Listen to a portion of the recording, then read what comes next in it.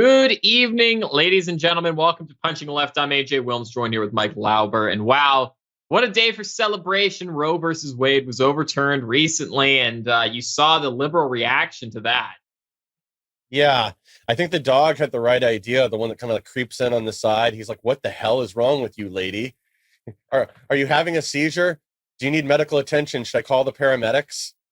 Yeah, well, I mean, someone has to be called on that woman, and maybe she's making the best case for red flag gun laws or something, because that woman is clearly mentally unstable and needs a wellness check on her for sure.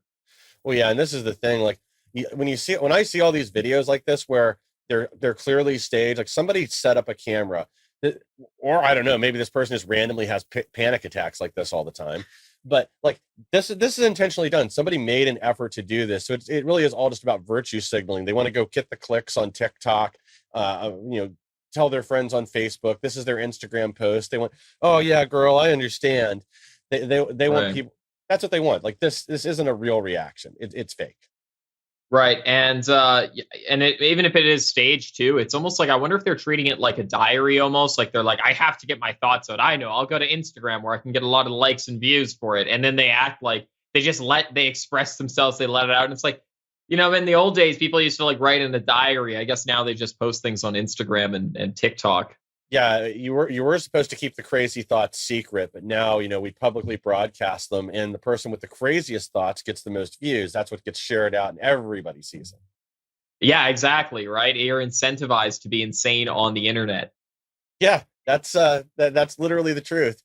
That the crazier you get, the worse your take, because it isn't just people agreeing with you. Then it's people like me sharing it. Like, look at this Right. nut job. We need to write down their information, so when all these red flag laws go into effect, we can make sure to report this person. And maybe, Exactly, the left wing insane nut bars. But speaking of insanity, I think we have a pretty crazy news day, as always, recently. yeah, it's basically going to be one thing after another. Even though we've known that like Roe v. Wade was going to get overturned for about 6 weeks now, um, the mask really came off when the decision finally came down. Honestly, the weekend was not as bad as I thought it would be, but there was still, I mean, just the level of violence is unreal. And again, watching the media make excuses for it, well, they still pretend this, unguided tour on J6 through the Capitol building is the worst things to happen since, 9/11 or, Right. yeah, Pearl Harbor. Worse than 9/11. It's Yeah. worse than 9/11. The terrorists, they killed American citizens. They didn't try to kill politicians, who are the most sacred people of all of America, right? Yeah, I forgot about that. Yes, they are So yeah, but they're protected framing class. this as like another 9/11, like equivocating.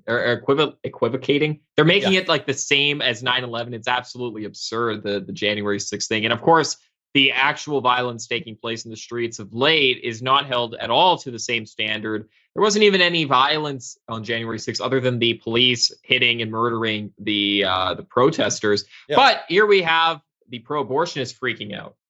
Yeah, and it started out basically immediately. Like, this story is from within a few hours of the decision being released.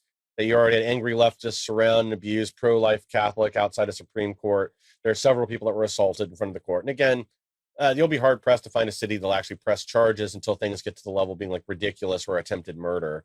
That these people Right. just simply won't be held to account. We'll get to one of those stories here in a minute. There was a street preacher assaulted in, I think, Seattle. There were other people assaulted immediately in Portland, Los Angeles, Wow. same thing. Anybody that came out on the pro-life side, you're taking a real risk, and you're brave, because these people are Yeah, absolute especially in those lunatics. areas. I heard a report from Neil McCabe, and he was on scene there, and they were talking to him about like how many people out there, like what was the ratio of pro-life to abortion fanatics. And he's like, oh, I don't know, it's probably around 1,000 to 1 that there were 25 to 30 pro-life protesters that he could find, and he said there were easily 3,000 plus. And this is just as things were getting dark, where things really amped up as the sun goes down, because that's of course when all the Right. lunatics wake up, when they emerge from their parents' basements to go wreak havoc in the streets. Right. Yeah, exactly. And they were very mad. These pro-abortionists. They also doxed every single conservative Supreme Court justice, everyone who Yes. voted to repeal Roe versus Wade, all six justices. They had published their home information, their home address information on Reddit, and that was shared around all over. So, you would never have this done the other side. Like, could you imagine conservatives doxing like Obama's home address and the address of his, like, where his kids live and stuff to go, like, murder him, to go harass him? I mean, this stuff never happens the other way around ever. Oh yeah, they'd send an FBI TAC team to arrest that Oh, person, yeah. and they would be literally thrown in Guantanamo Bay. Oh, absolutely, 100%. But with this, it's all okay. And I mean, there's people protesting, or at least they were for weeks on end, it seemed, outside of Kavanaugh's house, right? And Yeah. I mean, like, they were right outside yelling at him. And it's insane that they were able to get away with all that. None of them, of these protesters, had any charges pressed against them or anything like this, except for that one guy who tried to assassinate Kavanaugh, went to his house with duct tape and a firearm and all this other stuff to presumably kidnap and murder Kavanaugh and his family. Yeah, he wanted to kill Kavanaugh and kidnap his family, was the guy's plan. But I mean, what's nuts is, like, it's got to rise to that level before law enforcement will do anything about it. Again, Yeah. though, like, even though these protests were illegal and they're ongoing, they're actually amping them up. I saw one story that they were going to protest at all 6 conservative justices' houses over the weekend. I don't know if they did or not, but some of the protesters were mad because Thomas is already, I guess, out of there. He travels around the country in an RV part of the time. And I guess he's already out of DC, or out of the DC surrounding area, out in his RV. So they can just protest so at his funny. house and just disturb his neighbors. That's so weird. Could you imagine Clarence Thomas, like, getting out of his RV at the gas station in Philadelphia? He has his judge robe on, or whatever, his gown. It's like, oh, there's the Supreme Court Justice of the United States in a RV at a Circle K. Interesting. That'd be great if he did just wear the robes, like, all the time in public outside. You're not allowed to take it off. I thought that was the rules. Yeah, it's like, I have this on until I die. If I take this off, I'm no longer a Supreme Court justice. It's like the Mormon underwear. It's like you can never take it off. So yeah, I don't know. Well, I think that's funny. I never knew that about the RV thing. But yeah, and dude, if I were any of these justices, I would be moving houses like every 3 days. Like, that's what, like, Fidel Castro did, and, like, I think Stalin, or some of these, like, revolutionary guys. They'll move houses every 3 days, so they're never in the same place for too long. And I'm like, dude, we're getting to the place in America where the cops, the military, they're not going to protect you if you are an elected official, a conservative one at least. So you got to keep on the move, because these left wingers will come to your house and they will try to attack you. Yeah, you got that right. And I mean, they're going to have to do the Saddam Hussein approach pretty quick. Have a bunch of body doubles and 45 houses around the country, and they'll just move the doubles and the real one around to a different one every day to mask their location. There would be like 45 Clarence Thomases and RVs. That would be wonderful. Yeah, that would be awesome. Especially if they all had power to destroy the liberal hopes and dreams. Exactly. Well, and speaking of violent attacks, it seems here that in Arizona, the pro-choicers, the pro-abortionists, stormed the state Senate chambers. Yeah, it sounds like we have another insurrection on our hands. Now, the good thing is here, they are at least calling for an investigation. Something might happen to a few of these people, at least, even though no one was arrested, no one was detained, even though they kicked in the doors and stormed the building. And this went on for hours before they got into the structure. They moved everybody down to, like, what they thought was safe, away from the doors. I saw some, like, really scary pictures with where the entrance was to the building, all the, like, glass doors, with them pounding on that, I guess, before they got in. Yeah. So, like, if you're in that and you've got this angry mob outside of abortion fanatics, I mean, they'll kill babies, so they'll definitely kill you. And that's who's waiting outside the building for you. That does have to be terrifying. Could you imagine? That's actually like a crazy war cry. Like, I'll kill my own baby. What do you think I'll do to you? You know? Exactly. Well, I have seen that video of them pounding on the glass, I believe, and this could have been somewhere else, because there's obviously been a lot of abortion violence lately. The pro-abortionists committing these acts of violence and terror in this country. But it's crazy, looking at the physiognomy of all the people in here. You have, like, one dude who looks like he's El Salvadorian. I don't even know if he's with them. He kind of looks disinterested, like he was dragged along. He's like, oh, my girlfriend brought me here or something. And then you have tons of overweight women, a lot of them old. There's like a half Black child there with them wearing masks. It's kind of like a weird, and then they got an old lady, like, right here beside me. Really weird, like, demographic of people who are trying to make this revolutionary change in America. Maybe the one guy in there is just a Senate aide that somehow got separated from the rest of the group, and he's just hoping to blend in well enough to not get murdered. Yeah, like he looks very disinterested compared to the rest. And it's like, what are these other people trying to do? Like, did they have a plan once they got in? This is almost kind of like the January 6th thing where they're like, let's get inside. And they got inside and they're like, okay, that was cool. And then they left. But then it's being charged for like insurrection. It's like with these people, it's like, did you have like an actual plan or did you just break in because you were mad and now you'll just see what happens? They're just dogs chasing cars. They wouldn't know what to do with one if they caught it. And it was the purpose of this because Arizona banned abortion in their state. Is that what this is in the context of? I believe the Senate was supposed to take up some sort of a trigger law or modify the existing trigger law.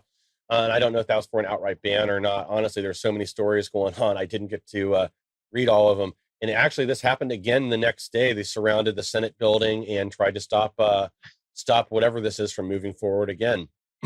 Okay, well, I will give them that. Then they probably did stop the Yeah, proceeding from happening. I don't know why can't Senate just call like a special meeting like downstairs in the bunker and then pass whatever laws they need to. I can't imagine they have to like actually be. What if we're at war? Do you actually have to meet in the physical location for it to be a legit law? I don't know. I wouldn't think so. I think it's probably more the harassment factor than anything else, especially if they're like genuinely concerned about these people like breaching the building and getting violent.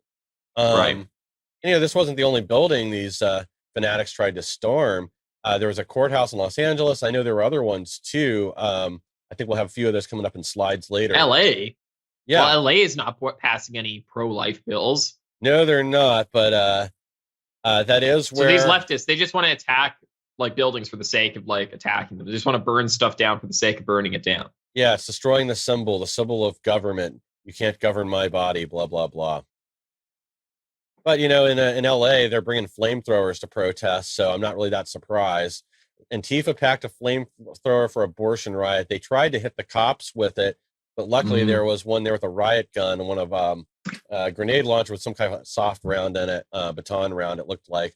So this guy got hit with that right after he fired it over their heads. And unfortunately, they got to start loading those with real grenades, dude. Like I'm serious at this point. I'm like, they're bringing flamethrowers to light cops on fire. Like, just shoot them. Just start shooting these people, okay, police? You have the go ahead. Do it. Yeah, exactly. And now I've heard mixed things with whether this was actually a flamethrower or some kind of device this guy made on his own. And then there's other like websites now claiming and a lighter or something. Yeah, there's other websites claiming it was just hairspray and a lighter.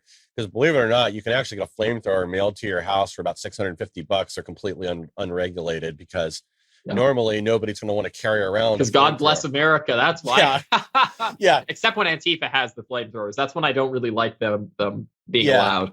Yeah, probably not the best idea, but yeah, I guess the way the government looks at it is who's going to want to carry a background of backpack with 5 gallons of gasoline, that's 40 pounds plus the device, and then walk around with it. That's probably 60 pounds of gear to shoot flame 25 feet.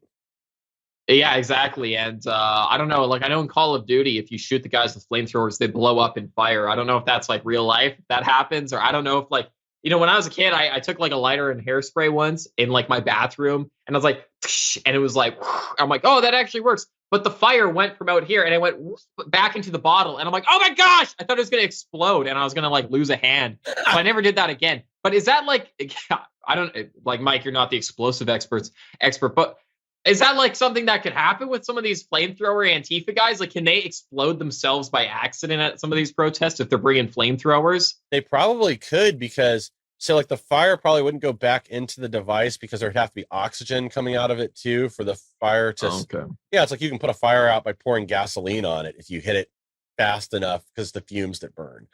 Right. Definitely don't try that because it's not a good idea.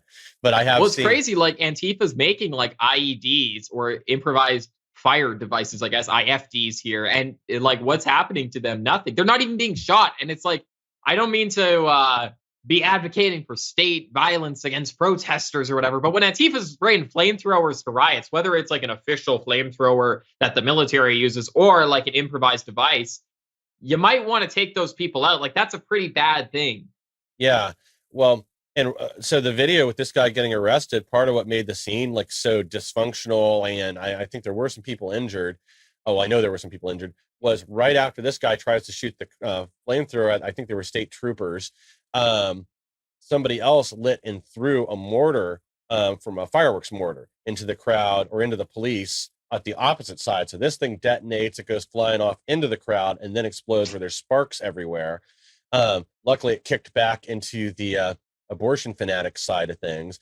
But, Right. it's the same thing. Like, you don't want to see a bunch of people get hurt. Well, maybe.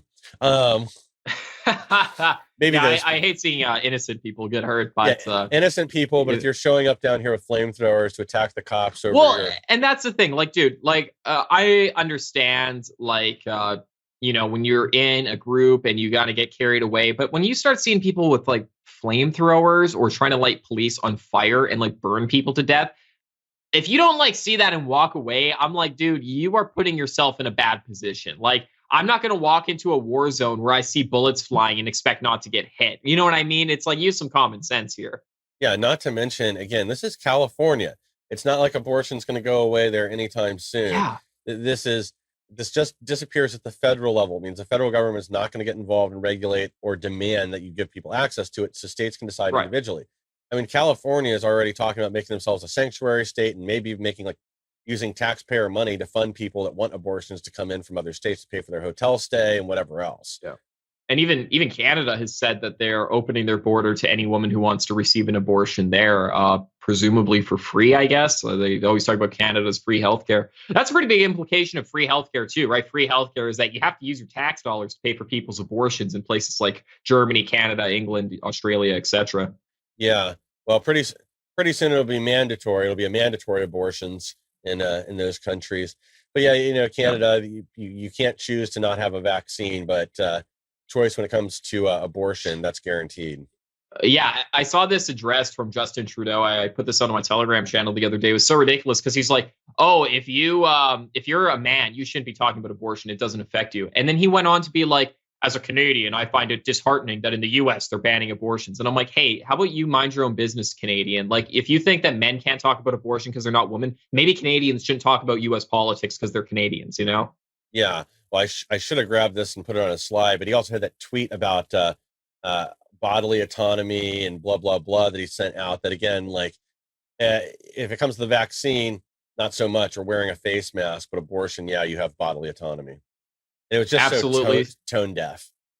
I know, right? But people eat it up and people listen. And that's because liberals are insane. I mean, I don't know how we're at the point, and it goes back to what I was saying before, not to get us derailed or anything, but going back to my original point is like, if you are in a protest and people are fighting the police with like flamethrowers and explosives, you might not want to be there. And if you choose to stay there anyways, don't cry and complain if you get hurt. You know what I mean? Whether it's by your own side or not. But even if the police started lobbing like tear gas and shooting like rubber bullets at the protesters, if some person who didn't do anything got hit, I wouldn't really feel all that bad because I'm like, dude, you're standing beside the guy who's throwing, like, to your right is someone throwing a Molotov cocktail at the cops, and to your left, someone's like launching fireworks, and in front of you, a guy has a laser pointer trying to blind the police, and then you act shocked, just bamboozled by the fact that now the crowd is being fired upon and you might get hit. Exactly. And these other people like bring their kids to this stuff and stay after dark where things always get violent. If one of their kids gets hurt, they ought to charge the parents with child abuse. Yeah, well, they're trying to make their kids into martyrs, right? They want to virtue signal, and then if their kid gets hurt, they want that in a way because then they get turned into a martyr, and that mobilizes everyone. And it's like the BLM advocates; they want like police brutality on Black people so that they can get more donations and they can get more riots and they can get closer to their Marxist revolution, which is what they advocate for on their website officially. So they, in a way, want martyrs. They want people who are innocent to be heard. And that's why you do have kids attending these rallies being forced there by their parents. Exactly. And during the BLM riots, you had literal examples of this in Atlanta and other places where they would highlight any Black person that or minority that was injured during these riots and then use that for the cause to go out and riot the next night. I remember seeing several stories like this. Even though I remember one of them where it was clearly a Black police officer that fired the baton round that injured this woman. I don't remember how. I think broke her knee or broke her kneecap or something stupid. But anyway, but again, it was racism. This guy was clearly one of those self-hating Blacks, and that's why he did it. Like Clarence Thomas. Have you seen the tweets about him? My goodness. Yeah, it probably was Clarence Thomas. That's what he does. The one time you're allowed to take off your gown is to put on the police uniform and crack some skulls. He just keeps that on underneath. He just pulls it off like Superman. And he's got the riot, Yeah. the riot police gear underneath. He's like, oh, where can I go terrorize people? And then he That's heads off to hilarious. Yeah, Atlanta. wouldn't doubt it. Wouldn't doubt it. And speaking of hilarious things, Planned Parenthood is officially closing all around the U.S. A lot of abortion clinics are beginning to close. That's right. 13 states have trigger laws that are already in effect that will now outlaw abortion. So clinics are already closing down in some of these states. There's several other ones that are pushing legislation through now, or will be in the next week or so. Same thing, that will outlaw abortion entirely, or in all cases except for rape and incest. Some of these laws do also extend to people that leave the state for an abortion, go elsewhere for it. So things are about to get interesting. Ooh. Yeah. So if you're a resident of wherever, I think Oklahoma is one of them that has this, and Oh you my decide, gosh. Oklahoma sisters are seething right now. Sorry, guys. California can't save you. And I've also read that places like Texas, they are considering like going after you, even if you go to California, and arresting the Texan who went there, and then trying to arrest the abortionist in California for being someone who killed a Texan. yeah. So I saw one other person talking about this, that, yeah, they might not be able to go after the resident of another state criminally, but they could go after them financially. They Right. could, even if it was just to go after the court costs and everything else for the state resident that they arrested. That's still going to be hundreds of $1,000s plus the cost to house them in jail plus everything else. Because all of a sudden, California abortion doctors are getting summons to court over $250,000, $500,000 lawsuits. That's going to cut down on that real Right. fast. Yeah, they might have to start asking for IDs. They might have to start doing background checks. And maybe then finally, we can actually say it's hard to get an abortion as a gun in America. And it should be impossible to get an abortion. But at least if we make it as difficult in places like California as it is to get a gun, that would be good. Or where the abortionists are so paranoid about getting sued, they have to go through all these checks that it's not even worth it to them half the time to give people abortions. Maybe to disincentivize it, we should start putting them all in a database, just like, the NICS database or these other gun databases, Yes. where then they're registered.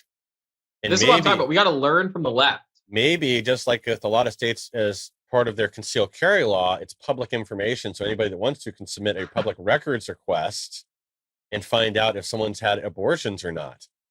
Exactly. Yeah. Well, hey, see, we got to learn from the left. We got to use their tactics against them. And we can look at all the gun laws as blueprints for what we can do to hamper their abilities to get abortion. And we're not banning them. We're not banning them in places like California. We're just putting common sense regulation on it. That's all we're doing. This is common sense abortion reform. We Exactly. don't want to ban your stupid abortions, but you just shouldn't be able to have more than 5. Nobody needs to have more than 5 abortions. You don't need semi-automatic abortions. Right, exactly. But yeah, like there are some great tweets too with some of these clinics that are closing. One of them points out the obvious. For years, we've been told that abortion is only 3% of what Planned Parenthood does. So why are they closing locations all over the country?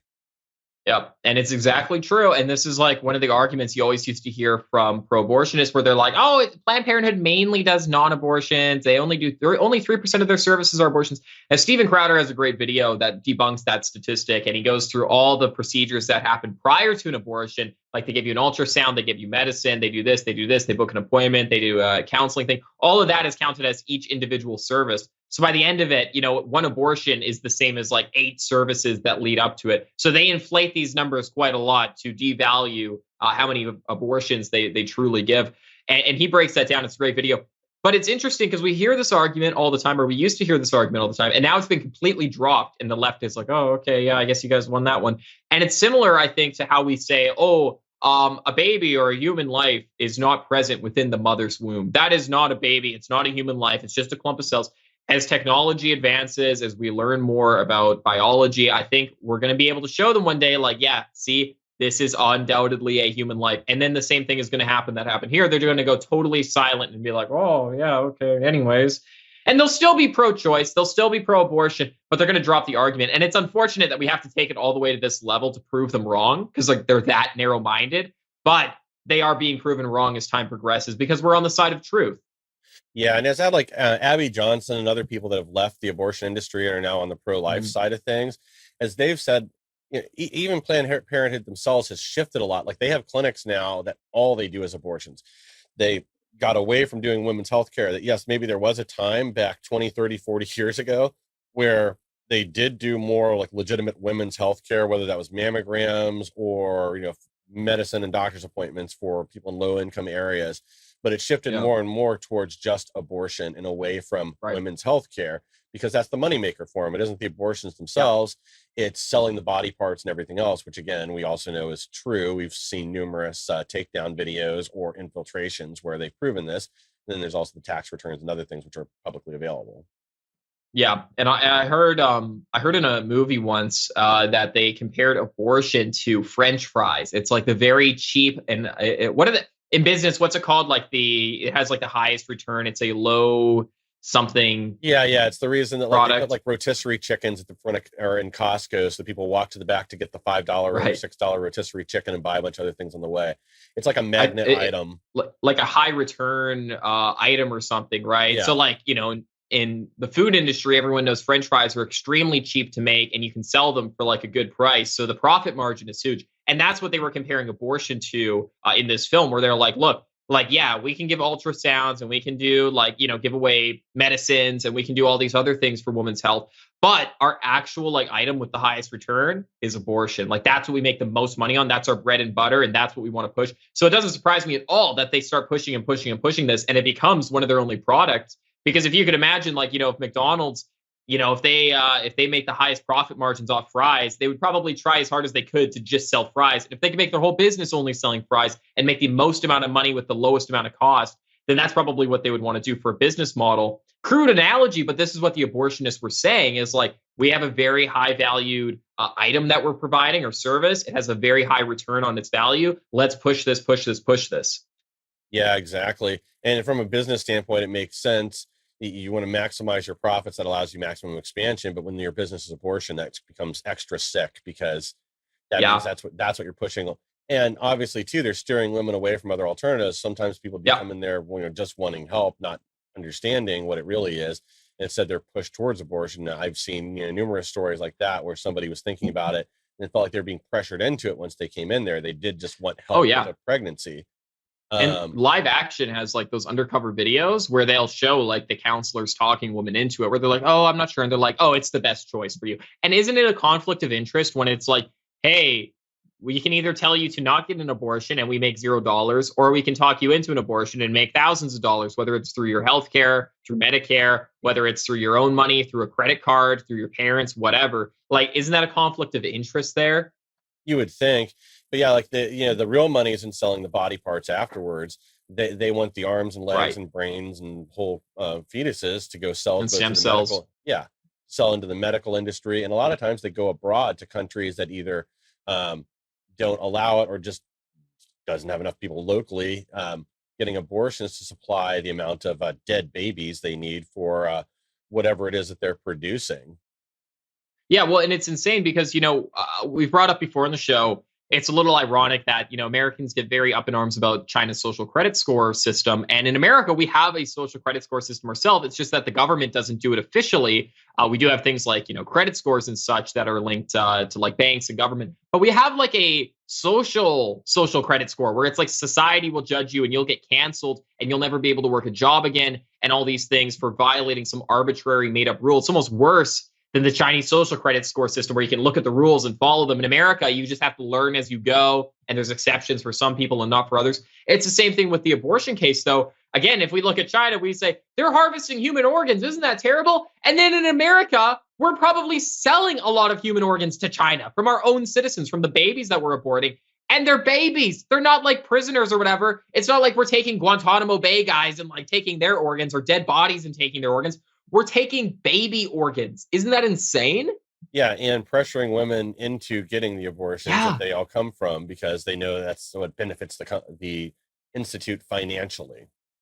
crazy. Yeah. What a time to be alive. Oh, Like I we're know. we're past the point of like Spartans. We're past the point of the immorality of Rome or of any like regime in history, it seems. Because like how many other countries in the history of the world took pregnant women of their own people's pregnant women, ripped the babies out of them, chopped them up, and then sold the body parts for money. All under and it's not even like the government, it's like private companies doing it for money, and the government's like, yeah, go ahead, do it. That's fine.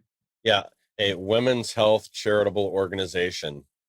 Um, yeah, well, and the fanatics are out in full force. It's the celebutards are out there too, singing for the cameras and virtue signaling.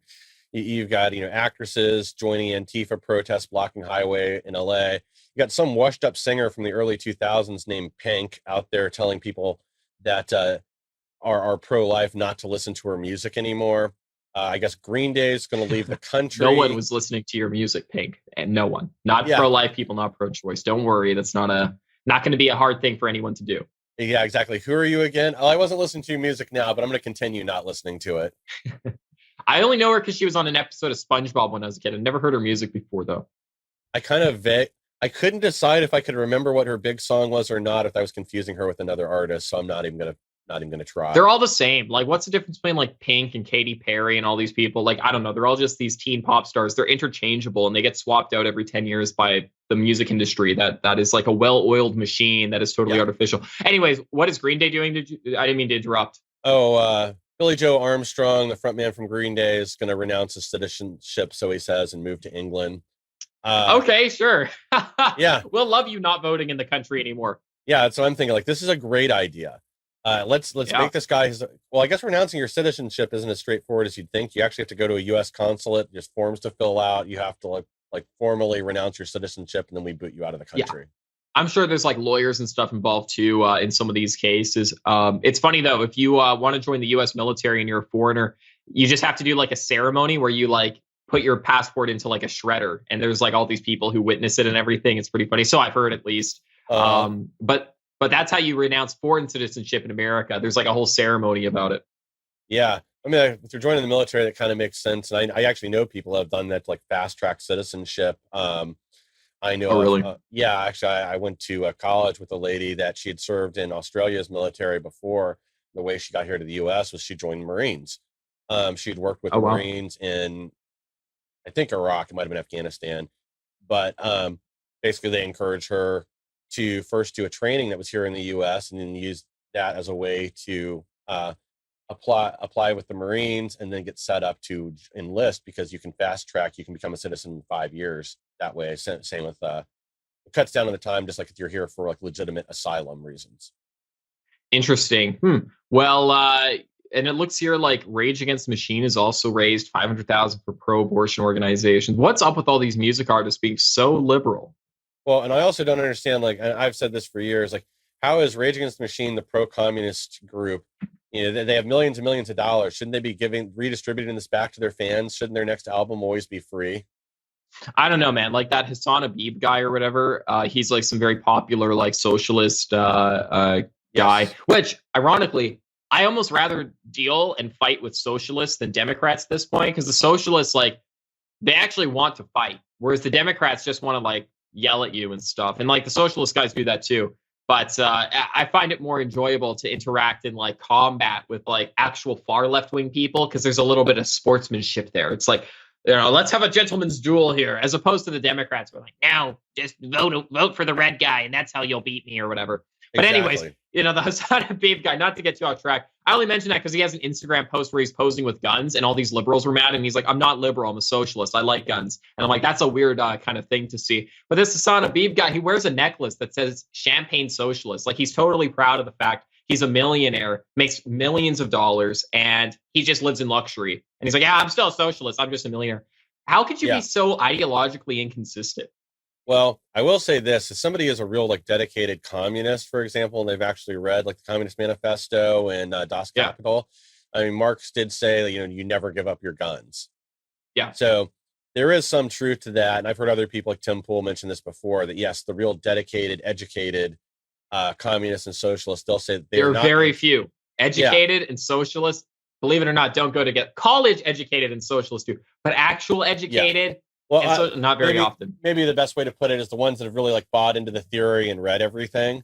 They will tend to be pro-gun and pro-Second Amendment, because they do understand the value, and that power does come from the barrel of a gun, as Mao said. Right.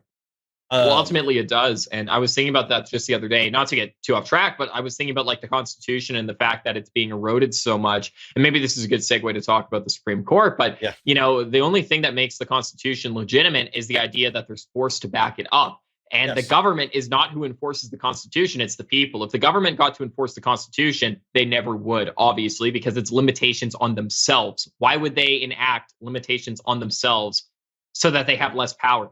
the point of the Constitution was the people said, look, we killed all these British people because they wouldn't give us our rights. We only want 10 things. Here's a list of the 10 things we want: speech, guns, privacy, etc.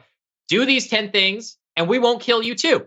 And if you don't do those 10 things, we're going to kill you. And then we'll find a government who does honor these 10 things. And we'll just keep doing it over and over until we find a government who does honor this stuff. And then sure enough, luckily the second time around with George Washington and these fellows, they got it right. And they were like, hey, let's honor the Constitution because we don't want all the people to rise up and start a revolution, because these are the rights that they have demanded for the government to follow. So there needs to be an element of force to back that up. Yeah, exactly. And that's well put. The reason for the Bill of Rights and the 10 amendments is to codify our rights from God against the government, to protect us from what the government can do to us, to protect our freedom of speech, our ability to disband the government if they become too oppressive. And that's what people need to remember, is all this stuff came from their experience dealing with England. And I don't think the founding fathers should be putting up with half the garbage that we do right now. Oh, absolutely not. I mean, they wouldn't put up with 1% of the garbage that we put up with today. It's absolutely insane to me, the amount of like patience that the American people have and the amount of tolerance. Like, we've really, really been pushed really far. And I don't know how what the limits of our patience are, but I feel like we're hitting the breaking point pretty soon here. Yeah, I think so too. Unfortunately, I think what really has done it is the unequal application of justice. We've talked about this before. Like, there's always been exceptions to the rule, but by and large, until the last few years, you did have, even if somebody was high profile or whatever, they went to jail. Whereas now it is two completely unequal systems of justice. I really think this got pushed into high gear under the Obama administration with the IRS targeting and a lot of the other weaponizing of government. But now we're seeing it where it's just totally out of control with all these riots that started since this court system was finalized. There's hardly anybody in jail for anything. I mean, you had to literally attack cops with a flamethrower in LA to get arrested. Yeah, and then who's to say they don't get let on bail, and the bail project gets them out, and then they get a light sentence, and the judge is sympathetic or doesn't even take the case at all to trial. You know, there's all these other things to consider too, past just the charge. But, you know, the whole point being is that you need to have that element of like force, for the reason of like the government can say, okay, you want First Amendment rights, why should we let you though? And the response cannot be, well, because you promised, because you're really nice, because it's the right thing to do. Like, I really hope that people learn throughout history that these arguments do not work with governments. There needs to be an element, like the founding fathers said, of like, hey, Britain, we want guns and free speech and low taxes. And Britain's like, no, what are you going to do about it? And then there was a revolution. And then Britain's like, okay, chill. Let's not do that again. And then America became its own country, and the rules were set for the government from the people. And we've forgotten that as Americans, that the Constitution is not something nice the government made for us, or what we politely asked the government for. It was a demand. And we need to keep these demands with a very high degree of accuracy and say, no, like, shall not be infringed. That's what it means, and demand that from the government. And luckily, we do have some people representing us in the Supreme Court, like Mr. Clarence Thomas here. Yeah. And quick footnote, flamethrower guy is already out of jail. Somebody funded his bail within he didn't even do 24 hours, and he was released on reduced charges, I believe. So it started off as attempted murder or whatever, was reduced to something else. I may have that part wrong. I was trying to pull it up here real quick, but I couldn't find something to confirm that part of it. But he was released in under 24 hours. Well, that doesn't surprise me, because that continues to happen. And the left is insane in the way that they try to like police on fire. And they're also insane with their like standards of ethics, and the fact that they are supposedly these hardcore anti-racists. And then, of course, they start like totally blasting Clarence Thomas with these like racist attacks. It's absolutely insane. I saw like this one person on Twitter, like this blue checkmark, calling him like the N-word, like, you stupid N-word, I hope that they come for you and your wife. Because he's like, I guess there's an interracial marriage or something. They're like, I hope you and your wife go to prison and are killed or something. I'm like, whoa, dude. Like, I'm right wing and I'm pretty far right. And I've never advocated for like killing random people or like killing people in interracial marriages. That's what the left is at now, though, where they're like calling the people the N-word, saying they should die and stuff. Yeah, well, I mean, think about like Twitter allowed it to trend Uncle Clarence. They let numerous like racial attacks that they would never allow if this was something inverted. But yeah, they allowed this to trend. They also allow the home addresses of all these Supreme Court justices to be shared on the platform. Right. It is, even though Twitter has gotten better since Elon Musk has gotten involved, you still have the same wackos behind the scenes right now pulling the levers until Elon takes over or new rules are implemented. And even then, these little leftist terrorists will still do what they want when they think it's going to have a big payoff financially. They'll sacrifice themselves and their job, knowing they'll get terminated, allowing something like this to happen, because they know that they'll also go get a GoFundMe set up. They'll probably make $3 million off it if they get fired from Twitter for letting people disclose just Clarence Thomas's home address, or just letting this stuff trend, or letting this hate flow and letting them seethe. Well, and they'll find workarounds too. Like they'll make all these alt accounts and such to distribute their not even like hateful messages, but they're like, within the case of like doxing people and stuff, they're like illegal messages and stuff. Like they're methods of attempting to harm people who are within government because of their political stances or rulings within our judicial system, which is absolutely insane to me. Yeah, exactly. I mean, they really don't have any bounds. I mean, we do have to thank the court, though, to kind of change topics here a little bit. We've gotten a lot of big victories out of the Supreme Court lately. Obviously, It started with striking down New York's concealed carry policy of essentially not having a policy, not letting permits be issued. Then we got the Roe v. Wade overturned. Well, yesterday, SCOTUS decided with religious liberties, they're allowing the football coach that was terminated for praying on the field after the game, wasn't requiring people to go with him. He would just kneel for 15 to 30 seconds at the end of every game. I was told not to do this. He said, I'm going to do this. I have freedom of religion. I'm not asking anybody to come out here with me. But anyway, he was terminated, and they said he does have the right to do this. He wasn't pressuring other people to get involved. He wasn't proselytizing. He wasn't doing anything out loud or praying, vocally with people. So he is allowed to express his religion, just like you're allowed to pray over your food at work if you want to. They can't stop you from doing things that don't affect others. Yeah, and I mean, even if he was praying out loud or whatever, like it's not is it that big of a deal? Like it's so weird to me that in these major cities you have like Muslims getting out of their cars and like praying in the middle of the streets at noon, and that's totally okay and allowed, even though it's like disrupting traffic and it's a foreign religion. But then when like a Christian guy in a Christian country that was built on Christianity says a prayer to himself at a football game, it's like, take this to the Supreme Court. We can't have this. What? Like, are you seeing? And people were consensually joining in, right, Mike? Like you mentioned earlier that it was like not only him, but his teammates and the opposing team and even the audience would all like, have a moment of prayer to themselves quietly. Yeah, so the last game that he coached, they actually had members of the opposing team join him on the field afterwards, and I think their coach and several people from his own team. The way I heard the story was he already knew this is pretty much he was getting terminated if he did it again, and that may have been part of the reason. But then this is ongoing. He never asked the players to join him or anything else. They chose to. Same with members of the other team. This had happened before. Even had a referee, I guess, at one game, like kneel with him afterwards, basically just saying thank God. There's no vocalized prayer or anything else. I mean, it seems like a ridiculous case for them to take anyway.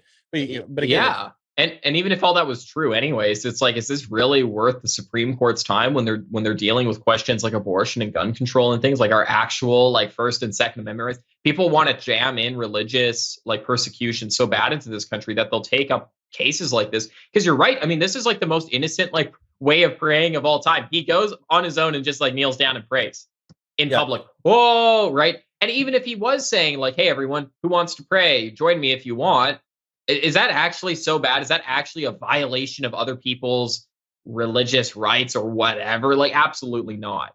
Well, I mean, there's 2 points to make here. So one, the left wants to proselytize us with their new age religions all the time, whether this is Pride Month and mandating what kids learn in school. They want to use the government to push that out. If it's global warming and environmentalism, it doesn't matter. They want to use the power of government to push their religion out to everybody, because that's really what these are, is you have to have their belief structure and echo their beliefs, or you're a heretic. And then you can be cast off social media and out of society, that you're a bad, evil person if you don't believe exactly what they believe. Yeah, or if you're like a black person like Clarence Thomas and you go against the grain, you're like an apostate. Yeah, exactly. I mean, that's, again, Twitter let Uncle Clarence trend. And you can bet they wouldn't let anything that's negative that trends about, Hillary Clinton or Biden or whatever, they pull it off there immediately. They don't let. It is like a religion. Like you bring up a great point because like look at the way that Clarence Thomas is treated by people because he's seen as a race traitor betraying his people or his political leanings that he's supposed to inherently have as like a black person.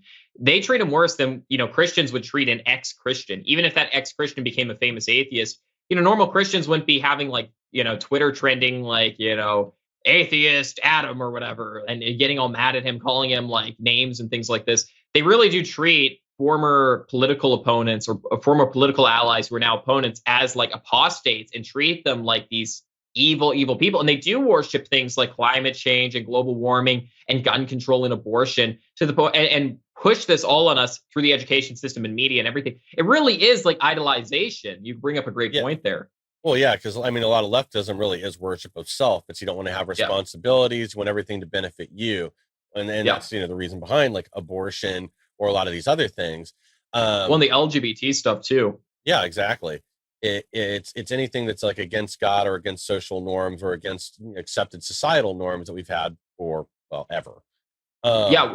And you bring up a good point about like worship self because like I get in trouble for saying this, but I always say that the LGBT stuff is inherently extremely selfish.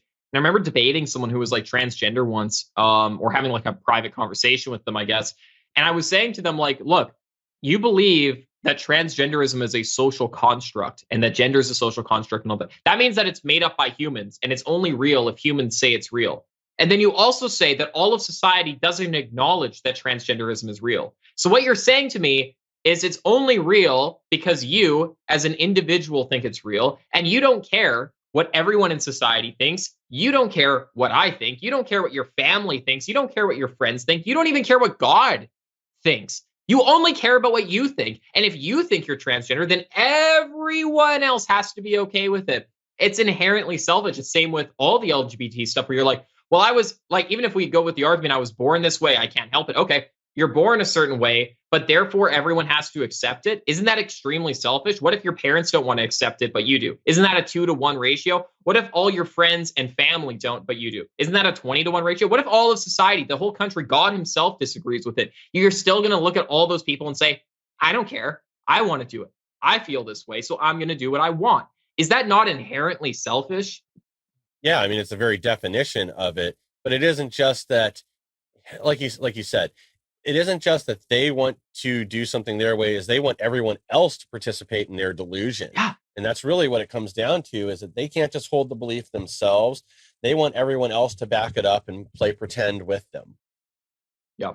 Well, that's what Jordan Peterson brings up too. He's like, look, it's one thing to have hate speech laws, which is bad enough, but it's another thing to have like complicit speech laws where I have to call you a certain gender. It would be one thing if it was hate speech if I like called you like a tranny or whatever, right? But it's totally different to be like, if you don't call me a she, her, then you should go to prison or be fined for that. And it's a great point that we're moving even past the point of like hate speech and regulating what you're allowed to say and moving into the realm of like regulating what you must say to people now. Yeah, exactly. It's it's the mandated enforcement of homosexuality. I mean, that's what's coming next. It's already what they're trying to mandated homosexuality. Yes, state mandated homosexuality. I mean, that's literally of Michigan trying to put a drag queen in every school. So I don't think we're that. Yeah. I know they're going to say, oh, it's a slippery slope fallacy. Well, the slippery slope fallacy seems to be pretty freaking accurate so far. So I'm not sure what we're coming to next. It's going to be mandated trannies and mandated abortions in leftist states. Not if the Supreme Court can help it, luckily, recently. Yeah. And is this photo here, is this actually the football coach in front of the Supreme Court? It is. Yeah. This photo. Oh, that's a really good photo. That's pretty awesome. Yeah. I was going to put one from one of the games, but I thought this picture is like just perfect because it was so dramatic. Yeah. But last point I was going to make on this, and we'll move on. So this is a good example too of like, this isn't like there was a widespread like outrage that wanted this guy to stop playing at games. This is one Karen somewhere behind the scenes, some little busybody shoving her nose into everyone else's business, pushing this along, and then leftists all over the country, I'm sure, donating to the firm that took the case up. So right, it's that whole, it's that busybody mentality, is leftists want to regulate everyone else's behavior more than they want to regulate their own. I know they make that argument about conservatives too, but like, other than abortion and a handful of other issues, there's not too much that we do. It's trying to regulate other people's behavior. It's generally they just want to be left alone. Yeah, absolutely. I'm trying to find out who brought this case to the Supreme Court, actually, because it's such a weird thing, like you said, to bring up, because no one had an issue with it, but yet it was brought to the Supreme Court anyway, or brought to like multiple layers of the court system. And I'm just trying to find out some more info on that, but we'll move on, and Yeah. I'll look for this in the background here.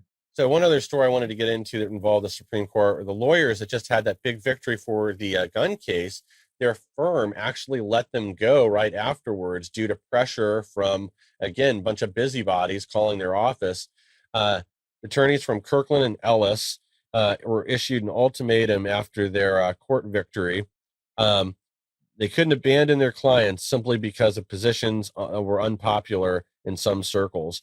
So the firm cut ties with them and let them go after they won their case, just due to Jeez. pressure from leftists. So this is, again, becoming a very common approach Yeah. among the left, where a lot of these like J6 defendants, they can't find attorneys to represent them because firms don't want to touch the case, even though it's an easy victory, because of leftists then blocking them or boycotting their firm or spreading stuff about them on social media, saying they're a bunch of, right wing, racist, sexist, bigot, homophobes. Uh, again, it's a tactic of terrorism. They don't want fair participation in the courts and equal application of the law. They want to prevent you from going to court and having a fair chance against them. They want you to just deal with their decisions. They don't want to be challenged. Yeah, and this is what they'll do is they'll come after you in any way they can, whether it's through using the court system, like we saw with that last case we just discussed with the football coach, and I believe it was the school board who actually went after him. So I don't know what the intricacies of that was, if it was like the whole board voted unanimously, if it was a majority, or if it was just like one person who wanted to take this forward. But it seems like it was the school board who actually went after the coach here. And, whether it's them going after you legally in the court system or whether it's with them going after your lawyers and your legal team, the left is going to try any way they possibly can, from lighting one fire with flamethrowers to using the legal system to try to take you down, because our ideas, if left alone, will win in the end. Yeah, exactly. And they can't have that. They can't have a fair fight. So they do whatever they can to cheat and stack the deck. So that means, removing your right to speak, or preventing you from getting legal representation somehow. That's what they're going to do. Because it also it sends a message to everybody else. It makes it so other Yep. people don't even try because they don't want to deal Yep. with all that stuff. They don't want the pressure. They don't want to lose their business or whatever. It's Oh also to yeah. intimidate everyone else around them. Yeah. And how well has that worked, in the sense that there's so many right wing people who want to speak their mind and they want to say what they believe, but they're so scared that they'll lose their jobs or get doxxed or run into trouble with Antifa or get fired, because all of that stuff does happen, unfortunately, to a lot of conservative people. And they do that over and over again to basically put fear, most of all, into the hearts of all these other conservatives. It's less about the individual that's losing their job and more about setting an example of them for all the other hundreds, thousands, or tens of thousands of people who want to be like that person but don't want to lose their job and suffer the same repercussions. Yeah, exactly. Well, this is also represented well in this next story. The Biden regime can't help but always take the path that is most harmful to the United States. We're now releasing detainees at Gitmo to Afghanistan. We didn't just give them millions and millions of dollars of weapons and technology, or billions of dollars in weapons, give them millions of dollars in financial aid. Right now we're also helping them fly more people out of the country into the UAE that'll then immigrate to the United States, more Afghan refugees. We're also releasing people who have been held in Gitmo for the last 15 years, terrorists that were caught on the battlefield. These are unlawful enemy combatants. We're now releasing these people back to Afghanistan. They just successfully got this gentleman released, uh, Asadullah Harum. I'm sure I mispronounced that. He's been held for the last 15 years on terrorism, but he was released back to Afghanistan, the United um, Emirates of Afghanistan. I'm just surprised that they didn't release him back into the US, honestly. Well, I'm sure that was coming. Well, and the whole reason behind this is U.S. court rules he was detained unlawfully without a trial. But again, we have January 6 protesters that are still in jail a year and Yeah. a half after committing crimes that would be misdemeanors with 30 days in jail at the worst. And normally you get no jail time, a fine, maybe some community service. Well, and this is like a great final story for us today because it really sums up what is happening in the U.S., where you have people like, who were involved with January 6th, who were patriots protesting something that was clearly unjust. And they're, maybe most importantly, in the context of this discussion here, they were U.S. citizens. And this person is a enemy of America, a terrorist of a foreign nation, and he is let out with more good faith than a lot of these January 6th individuals who are still in prison without any charge at all. Yeah, and I guess Qatar also helped with this guy's negotiate this guy's release. And apparently, there's two other detainees that they are also trying to push through and have released. I'm not sure if it's also to Afghanistan or if it's Qatar or other nations, but again, it's an effort to get their combatants, their unlawful enemy combatants, released from our custody. Again, known terrorists. Yeah. But they'll go to bat for them. They'll pressure our government. And they can find these sympathetic people within the Biden regime that will hear their case and move it forward instead of just shooting it down outright. Because again, these are unlawful enemy combatants. This isn't somebody that was detained that's a U.S. citizen. This is somebody that was detained and captured on the battlefield. Yeah, and Mike, maybe you should mention what was that you told me about Guantanamo Bay and the diets that they have there? Yeah, so like one of the things that somebody noticed a number of years ago is like people that were being held in Gitmo were actually like in better shape, healthier, and were gaining weight after being brought there because the food's good, and they actually have medical care. They have gyms. They're being treated far better than they ever were wherever they came from. Yeah, they were actually healthier and gaining weight. And, but the media here paints this as like, oh, they're just torturing prisoners 24 hours a day. It's, you get up in the morning and you're waterboarded for 23 hours, and you're given an hour of sleep under in your rat-infested cell with your blanket with holes in it. Right. And unfortunately, these terrorists are actually being held in better conditions than even the January 6th protesters. And even I would say maybe a lot of U.S. prisoners, depending on what prison you're at, because, Mike is correct that they do have certain facilities at Guantanamo Bay, including, for example, like libraries where they can take out religious books or other books and read and have free time outside, play basketball or whatever. Like there are facilities at Guantanamo Bay that like the media does not present. I mean, Michael Moore did an entire documentary on the fact that Guantanamo Bay has free healthcare, but American citizens don't. And he brought a group of Americans on a boat to Guantanamo Bay with a megaphone. And he's like, hey, these aren't terrorists. Can they also have free healthcare, though? Is that okay? So, I mean, there's a lot of things within the Guantanamo Bay that we're not told about by the media or anything. And they're actually being held, unironically, 100% in better condition than the J6 protesters who are currently in federal captivity. Yeah. I mean, at the end of the day, this is just insane. Like somebody like this, if they were no longer useful to us, I don't know why this person wasn't just executed.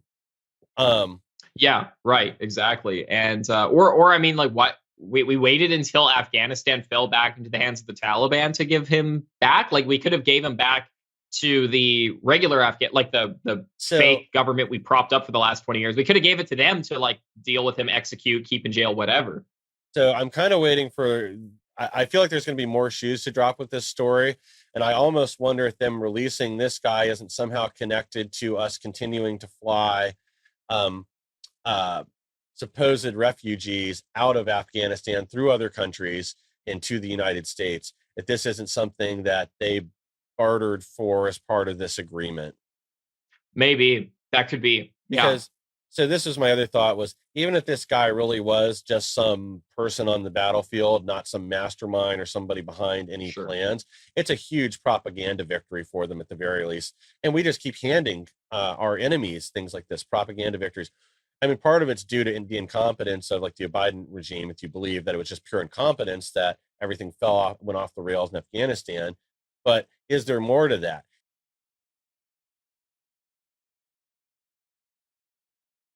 So that people won't take our side and won't help us when we need it because they know that we won't be there for them when they need us.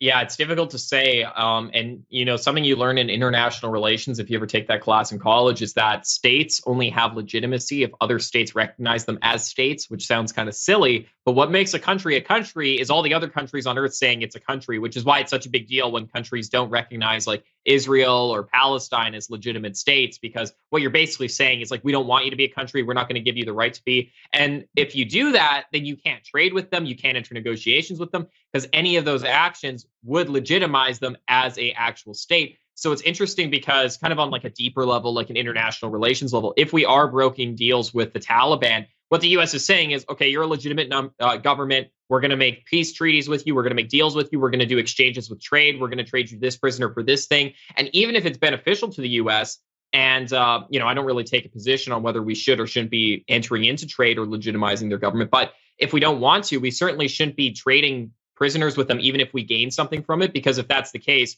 we are showing the world this is a legit government. Look, the U.S. trades with them. Well, at the end of the day, we're supposed to have this policy of not negotiating with terrorists, and that's clearly what we're doing here. It's also what we're doing with the Iranian government right now too. So, right.